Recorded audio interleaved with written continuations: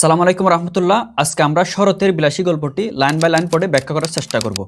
চলুন শুরু করা যাক।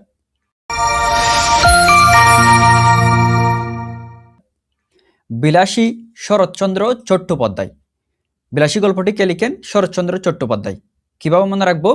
এখানে বিলাসী শেষে কি আছে? দন্ত স, আর শরৎচন্দ্রের শুরুতে তালব্য স। তাহলে স এর উচ্চারণ একটা মিল পাচ্ছি কিনা? অবশ্যই পাচ্ছি। অর্থাৎ বিলাসী গল্পটি কে লিখেন? শরৎচন্দ্র চট্টোপাধ্যায় লিখেন। এবার আমরা মূল গল্পে ফিরি। পাকা ২ ক্রুশ পথ হাঁটিয়া স্কুলে বিদ্যা অর্জন করিতে যাই। এটা বলতেছেন আমাদের গল্পকথক নেরা বা শরৎচন্দ্র চট্টোপাধ্যায়। কত ক্রুশ পথ হাঁটিয়া স্কুলে বিদ্যা অর্জন করতে যান? সেটা হচ্ছে ২ ক্রুশ। ক্রুশ অর্থ কি? ১ ক্রুশ অর্থ হচ্ছে ২ মাইল প্লাস বা ২ মাইলের চেয়ে বেশি। এটাকে যদি আমরা কিলোমিটার বলি তখন হবে ৩.৬৫৬ কিলোমিটার বা ৩.৫ কিলোমিটার থেকে একটু বেশি। এখানে যেহেতু ২ ক্রুশ বলছে তাহলে কত মাইল হবে? ২ ক্রুশ যেহেতু বলছে এখানে হবে ৪ মাইল। কিলোমিটার হিসাবে এটা হবে ৭ কিলোমিটার, প্রায় ৭ কিলোমিটার, তাই না? আর ক্রুশের ক্ষেত্রে মনে রাখবেন এটা হচ্ছে আমাদের এখানে ব্রিটিশরা আসার আগে এই ক্রুশ দূরত্ব মাপন পদ্ধতিটা কি ছিল? প্রচলিত ছিল। তখন একজন মানুষ যখন কোনো একটা খালি জায়গায় একটা চিৎকার দেয়, সেটা যতদূর পর্যন্ত শোনা যেত আনুমানিকভাবে এটাকে ক্রুশ বিবেচনা করা হতো। তারপর আমি একা নই ১০-১২ জন। এখানে যে লাইনগুলো আন্ডারলাইন করেছি সেগুলো আপনারাও আন্ডারলাইন করে রাখবেন বইয়ের মধ্যে। আমি একা নই ১০-১২ জন, যাহাদের বাড়ি বা বাটি পল্লী গ্রামে, তাহাদের ছেলেদের শতকরা ৮০ জনকে এমনি করিয়া বিদ্যা লাভ করিতে হয়। কতজনকে? শতকরা ৮০ জনকে, অর্থাৎ ১০০-র মধ্যে ৮০ জনকে বা সিংহাংশ ছাত্রকে এভাবে কি করতে হয়? বিদ্যা অর্জন করিতে হয়। অনেক দূর পথ হেঁটে যেতে হয়। ইহাতে লাভের অঙ্কে শেষ পর্যন্ত একেবারে শূন্য না পড়িলেও যাহা পড়ে তাহাতে হিসাব করিবার পক্ষে এই কয়টা কথা চিন্তা করিয়া দেখিলে যথেষ্ট হইবে যে, যে ছেলেদের সকাল ৮টার মধ্যে বাহির হইয়া, কয়টার মধ্যে বাহির হতে হয়? সকাল ৮টার মধ্যে। সকাল ৮টার মধ্যে বাহির হইয়া যাতায়াতে ৪ ক্রুশ পথ বাগিতে হয়। কত ক্রুশ পথ বাগিতে হয়? ৪ ক্রুশ। ৪ ক্রুশ কেমনে? যেতে ২ ক্রুশ, আসতে ২ ক্রুশ, তাহলে যাতায়াতে কত ক্রুশ হচ্ছে? ৪ ক্রুশ। এবার বলতেছে ৪ ক্রুশ মানে ৮ মাইল নয়, ঢের বেশি। এমনিতে আমরা ৪ ক্রুশ হিসাব করলে কত পাই? ৮ মাইল। ১ ক্রুশে যদি ২ মাইল হয় তাহলে ৪ ক্রুশে কত মাইল? ৮ মাইল। কিন্তু লেখক বলতেছে ৪ ক্রুশ মানে ৮ মাইল নয়, ঢের বেশি। কেন বেশি? সেটার ব্যাখ্যা দিবে। কারণ ওই পথটা একদম সহজ পথ নয়। এখানে অনেক অবস্ট্রাগল কি করতে হয়? ফেস করতে হয়। এই কারণটা বলতেছে। বর্ষার দিনে মাথার উপর মেঘের জল, পায়ের নিচে ১ হাঁটু কাদা, এবং গ্রীষ্মের দিনে জলের বদলে কড়া সূর্য এবং কাদার বদলে দুলার সাগর পাড়ি দিয়া স্কুল ঘর করিতে হয়। তাহলে দেখুন এখানে অনেক অবস্ট্রাগল। কি কি? বর্ষার দিনে মাথার উপর জল তো আছেই, পায়ের নিচে ১ হাঁটু কাদা। কিন্তু গ্রীষ্মের দিনে দেখুন, গ্রীষ্মের দিনে আমাদের দরকার জল, কিন্তু আমরা পাচ্ছি কি? কড়া সূর্য। কি পাচ্ছি? কড়া সূর্য এবং কাদার বদলে দুলার সাগর। বর্ষাকালে তো হাঁটুর নিচে কি থাকে? কাদা থাকে। কিন্তু যখন গ্রীষ্মকাল হয়, ওই গ্রীষ্মকালে কাদাগুলো কিসে রূপান্তরিত হয়ে যায়? দুলায় রূপান্তরিত হয়। সেজন্য বলতেছে কাদার বদলে দুলার সাগরে সাঁতার দিয়া স্কুল গোল করিতে হয়। সেই দুর্ভাগা বালকদের মা সরস্বতী খুশি হইয়া বর দিবেন কি? তাহাদের যন্ত্রণা দেখিয়া কোথায় যে তিনি লুকাইবেন ভাবিয়া পান না। অর্থাৎ এত কষ্ট করে যে তারা পড়ালেখা করতেছে, এগুলা দেখিয়া মা সরস্বতী, যিনি হিন্দু পুরাণ মতে বিদ্যা এবং কলার অধিষ্ঠাত্রী দেবী অথবা বিদ্যার দেবী বা বিনা পানি, তিনি তো খুশি হবেন তো কি? খুশি হইতে হবে নেই, বরং এই যে তাহাদের যন্ত্রণা দেখিয়া তিনি লজ্জায় কোথায় মুখ লুকাবেন এটা কি পান না? ভাবিয়ে পান না। এখানে খুশি হইয়া বর দেওয়া অর্থ হচ্ছে কি দেওয়া? আশীর্বাদ দেওয়া বা তাকে জ্ঞানটা দিয়ে দেওয়া আর কি, ওটাই। তারপরে এই কৃতবিদ্য বা শিক্ষিত বা বিদ্বান পণ্ডিত শিশুর দল বড় হইয়া একদিন গ্রামেই বসুন বা গ্রামেই থাকুন, আর ক্ষুধার জ্বালাই অন্যত্রই যান। তাদের ৪ ক্রুশ হাঁটা বিদ্যার্থে আত্মপ্রকাশ করিবেই করিবে। কেহ কহ বলেন শুনিয়াছি, আচ্ছা যাদের ক্ষুধার জ্বালা তাদের কথা না হয় নাই ধরিলাম, কিন্তু যাদের সে জ্বালা নাই, তেমন সব ভদ্রলোকই বা কিশুকে গ্রাম ছাড়িয়া পলায়ন করে। তারা বাস করলে পল্লীর তো এত দুর্দশা হয় না। অর্থাৎ এই যে শিশুরা এত কষ্ট করে পড়ালেখা করতেছে, তারা কিন্তু শিক্ষিত হওয়ার পর আর এখানে গ্রামে থাকে না। ধরলাম যারা খেতে পারে না, তারা জীবিকার তাগিদে শহরে চলে আসতেছে, কিন্তু এই ভদ্রলোকই কেন গ্রাম থেকে চলে আসতে হবে? এরা থাকলে তো আর গ্রামের এ দুর্দশা হতো না, গ্রাম আরো শিক্ষিত হতো, গ্রামের মধ্যে স্কুল ঘাট হতো, তাই না?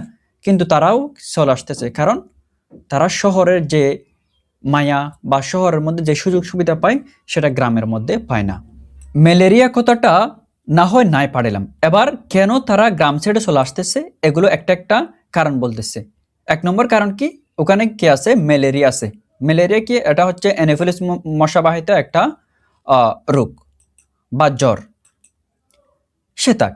কিন্তু ওই 4 ক্রোশ পথ হাঁটার জ্বালায় কত ভদ্রলোকে যে ছেলে পুলে বা ছোট ছেলে মেলে লইয়া গ্রাম ছাড়িয়া শহরে প্লান, তাহার সংখ্যা আর নাই। তারপর একদিন ছেলেপুলের পড়াও শেষ হয়ে বটে, কিন্তু শহরের সুখ সুবিধার উছিলাইয়া আর তাদের গ্রামে ফিরিয়া আসা চলে না। কিন্তু তাক এ সকল বাজে কথা, অর্থাৎ একটু ব্যঙ্গ করে বলতেছে আরটি। তাহলে তারা কেন শহর থেকে আসতেছে না?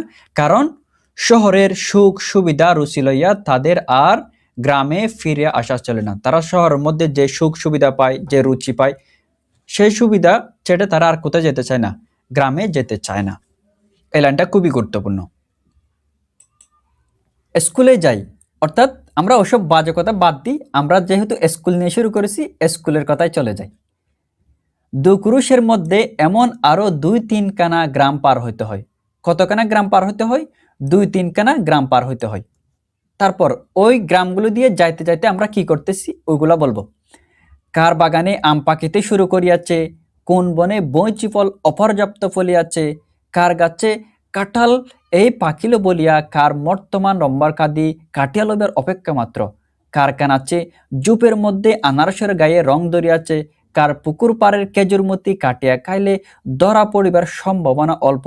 এই সব খবর লইতে কি যায় আমাদের সময় চলে যায়। এখানে শব্দার্থ দেখুন, বৈশি ফল হতে অর্থ হচ্ছে এক ধরনের কাঁটাযুক্ত ফল, এটাকে আমরা পানি ফলও বলতে পারি।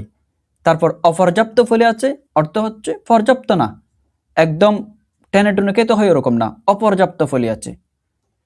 কার গাছে কাঁঠাল এই পাকিলে বলিয়া, কার বর্তমান, বর্তমান অর্থ হচ্ছে বার্মাদেশের বর্তমান দ্বীপজাত, অর্থাৎ যে কলাটা বার্মাদেশের বা মিয়ানমারের বর্তমান দ্বীপ থেকে আগত, ওটাকে কি বলা হয়?